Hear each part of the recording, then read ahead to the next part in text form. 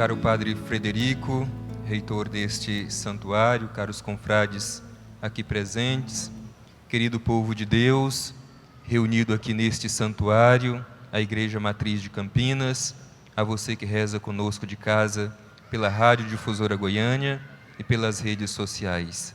Louvado seja nosso Senhor Jesus Cristo. Para sempre seja louvado.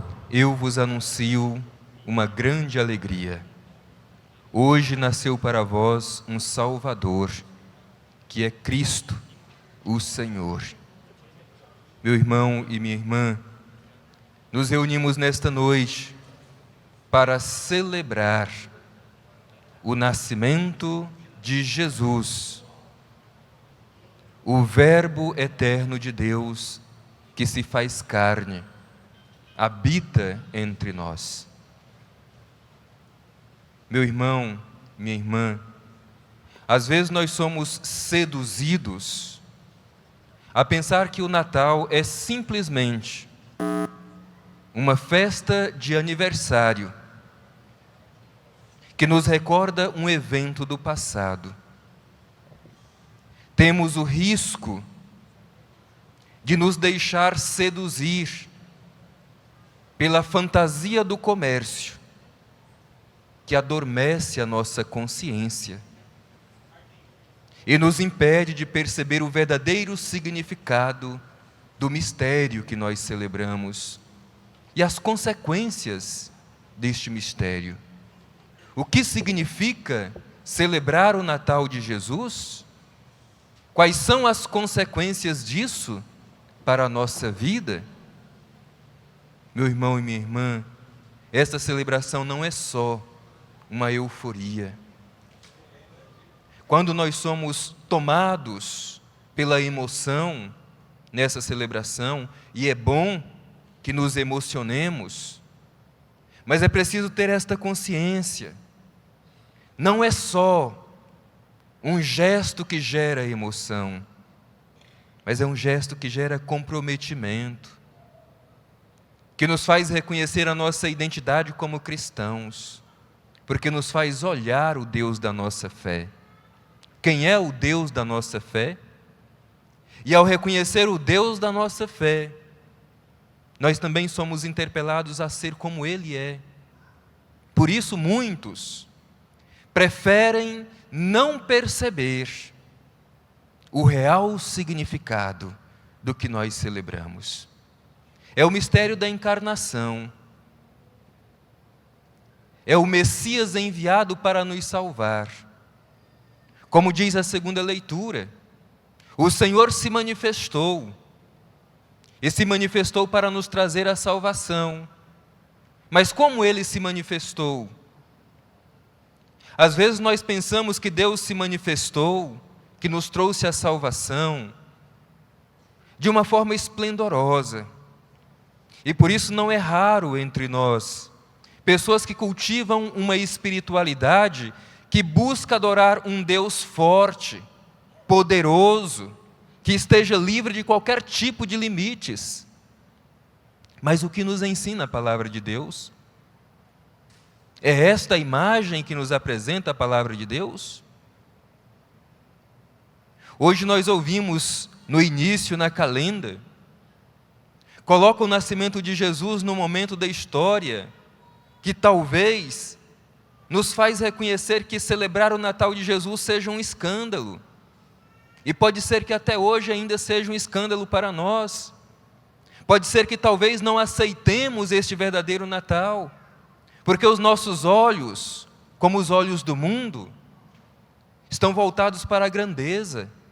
Naquele tempo, o Império Romano, o grande império, os olhos de todos estavam voltados para a celebração das Olimpíadas, uma grande festa. Mesmo o povo judeu esperava um Messias que fosse forte, guerreiro, lutador. E de repente a palavra de Deus nos fala de um Messias fraco, onde a força de Deus se revela na fragilidade. O Evangelho de hoje nos escandaliza. Este é o Messias que nasce como forasteiro. que nasce numa manjedoura junto dos animais, porque não há lugar para ele, que nasce como excluído. Este é o Messias da nossa fé, que quando o Senhor se manifestou pela anunciação, não foi em Jerusalém, como muitos queriam, o centro religioso daquele tempo, foi lá na pobre Nazaré, na Galileia, que a própria palavra de Deus chama de terra dos pagãos. E a própria palavra de Deus na boca de Natanael, quando Filipe diz assim: encontrei o Salvador, o Messias, é Jesus de Nazaré.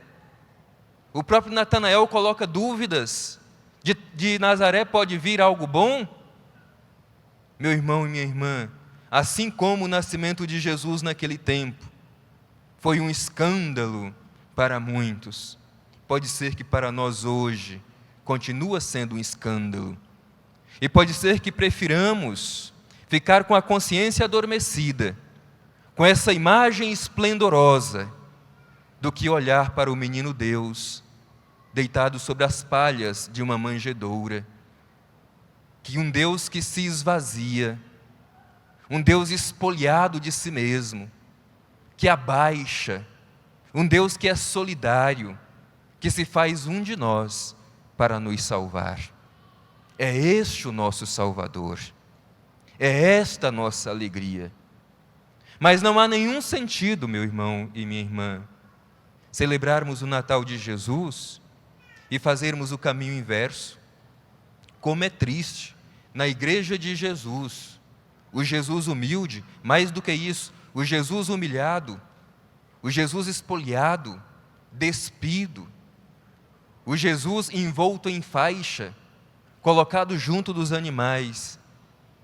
Como é triste, em nome deste mesmo Jesus, uma igreja envaidecida, cristãos envaidecidos, egoístas, ensoberbecidos, orgulhosos. Isso é contraditório, e isso é escandaloso para a humanidade. As pessoas olham para nós e dizem assim: eles contemplam o mistério do seu Deus sobre o presépio, mas eles não vivem o que contemplam. Por isso, meu irmão e minha irmã, que essa celebração do Natal nos ajude a reconhecer: o nosso Deus é um Deus que se abaixa, que se esvazia. O Verbo se encarna de forma despida, humilde, simples, excluído, marginalizado, porque não havia lugar para ele na hospedaria. E hoje não podemos celebrar este Natal de Jesus e continuar não vendo este mesmo Jesus, que às vezes está no nosso irmão, despido, humilhado, marginalizado. Nós na igreja, quando construímos o presépio, não é simplesmente para enfeitar as igrejas, como muitos pensam, mas é para nos ajudar a visualizar isso. Não basta simplesmente a gente dizer, ou acolher no coração e deixar ressoar em nosso coração esta expressão: eu vos anuncio uma grande alegria, hoje nasceu para vós um Salvador que é Cristo Senhor. Mas quem é mesmo este Salvador? Que consequência tem isso na minha vida? Eu estou mesmo disposto a adorar este Deus? Adorar significa colocar a minha vida junto deste Deus? Eu também estou disposto a espoliar-me, esvaziar-me, humilhar-me, a ser solidário como Deus foi solidário com a humanidade? Solidariedade é isso, é descer, se colocar no lugar do outro, sentir a dor do outro. Assim foi Jesus, solidarizou-se, foi fiel até o fim. Sua primeira aparição sobre as palhas da manjedoura, junto dos animais, e sua última aparição também despido, espoliado, sobre o madeiro da cruz. O nosso Deus é um Deus humilhado, esvaziado, simples, É este o Deus da nossa fé. É a Ele que nós adoramos. E São Paulo diz assim, na carta aos Filipenses, quando fala desse esvaziamento de Deus: tende em vós os mesmos sentimentos de Cristo Jesus. Ele, tendo condição divina, não apegou ao seu ser semelhante a Deus, não usurpou do seu ser semelhante a Deus, mas esvaziou-se de si mesmo, tomando a condição de servo, servo obediente, obediente até a morte e morte de cruz. Meu irmão e minha irmã, não deixemos que as trevas da ilusão continuem ofuscando o verdadeiro mistério do Natal que nós celebramos. Deixemos que esta luz, que o profeta Isaías disse na primeira leitura, de fato nos tire da escuridão. A escuridão é isso: o orgulho, a injustiça, a prepotência, a vaidade, que nos impedem de contemplar verdadeiramente o mistério da encarnação do menino Jesus. É preciso que tiremos do nosso coração tudo que nos impede de sermos semelhantes ao Deus da nossa fé. Portanto, meu irmão e minha irmã, peçamos com toda a honestidade e sinceridade do nosso coração: dá-nos, Senhor, a graça de contemplar como os pastores na manjedoura o menino Deus e acolhê-lo como nosso Salvador. Dá-nos, Senhor, a graça e a coragem de assumir este Senhor como caminho seguro para cada um de nós. Dá-nos, Senhor, a graça de trilhar o mesmo caminho trilhado por Jesus, caminho da humildade, da solidariedade, do esvaziamento, da entrega, do amor supremo, do amor extremo, a ponto de dar a sua vida para que outros tenham vida.